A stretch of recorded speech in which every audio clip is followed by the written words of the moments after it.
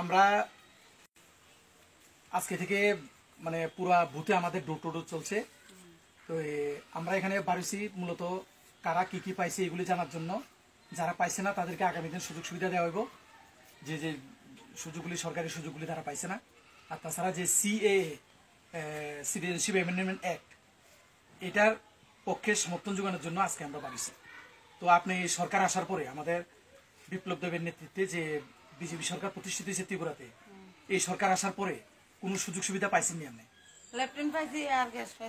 লেট্রিনের gas পাইছেন না?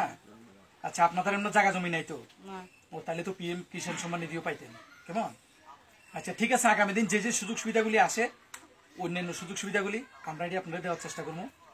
আর সবসময় আমাদের বিভিন্ন যে প্রোগ্রামগুলি হয় এটিতে আমরা যোগদান করবেন। আর একটা মিস কল দিবেন, আপনার যে মোবাইল আছে এই মোবাইলে একটা মিস কল দিবেন। নাম্বারটা হলো 8866288662।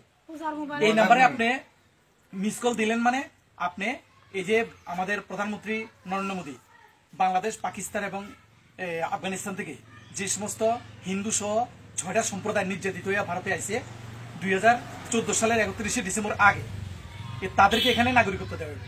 কিন্তু কিছু কিছু দল, বিশেষ করে সিপিএম, কংগ্রেস, মমতা ব্যানার্জি মানে তৃণমূল কংগ্রেস, তারা এটার বিরোধিতা করতে আছে। কিন্তু আমরা দেখছি যে কি ধরনের নির্যাতন পাইয়া তারা এখানে আইছে। এই জন্য আমরা তাদেরকে আমরা এখানে নাগরিকত্ব এখানে প্রদান করার জন্য আমাদের সরকার এই আইনটা চালু করছে। আপনি এই যে নাম্বারটা কইলাম 8866288662, এই নাম্বারে একটা মিস কল দিলেন মানে আপনি নিজে বা আপনার পরিবার এই আইনটাকে সমর্থন করলেন। ধন্যবাদ, নমস্কার।